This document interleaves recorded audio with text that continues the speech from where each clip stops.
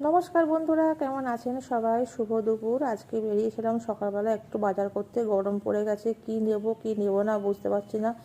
এমন কিছু নিতে হবে যাতে খেলে পেটটা ঠান্ডা রাখে। মাছ তো নিয়েছি, ভাবলাম একটু সবজি নিয়ে নিই। এই দিদিভাইয়ের কাছে এসেছিলাম সবজি নিতে। বলল 10 টাকা হচ্ছে তোমার 250 লঙ্কার দাম। আমি সেই বুঝে দাঁড়িয়ে গেলাম, কিন্তু যখন আমি লঙ্কাটা নিয়ে নিলাম তারপরে বলছে না, আমি তো 20 টাকা বলেছি। আলাম, তুমি তো বললে 10 টাকা, তাই তো আমি দাঁড়ালাম। বলছে না, এবার নেওয়া তো হয়ে গেছে, কি আর করব, বাধ্য হয়ে 20 টাকা দিয়ে নিয়ে আসতে হলো। তা আপনারা যখন এরকম বাজার করবেন তখন অবশ্যই ভালো করে শুনে নিয়ে তারপর জিনিস নেবেন। এরা বলে এক, করে আর এক। যাই হোক, নিয়ে তো চলে এলাম।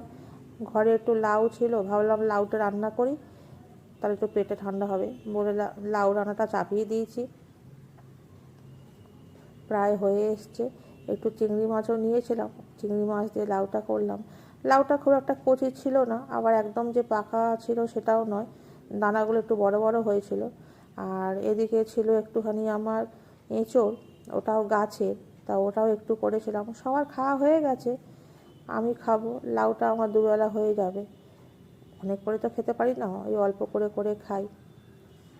লাউটা অনেকটাই আছে, আমি এখন একটু নেবো। আর এপাশে এঁচোড় আছে, এঁচোড়টা নিয়ে এসেছি। এঁচোড়টা রান্নাঘরে রাখা আছে, ওর থেকে কাটিয়ে একটু নিয়ে এসেছি। সব নিয়ে এলে ঘাঁটাঘাঁটি হলে কি হয়, রাতের দিকে নষ্ট হয়ে যায় তরকারিপত্র। আর দেখো চাটনিটাও শেষ হয়ে এসছে। এই ছিল আজকের আমার রান্না। কেমন লাগলো একটু কমেন্ট করে বলবেন। তো বন্ধুরা, আজকে এই পর্যন্তই। নেক্সট দেখা হবে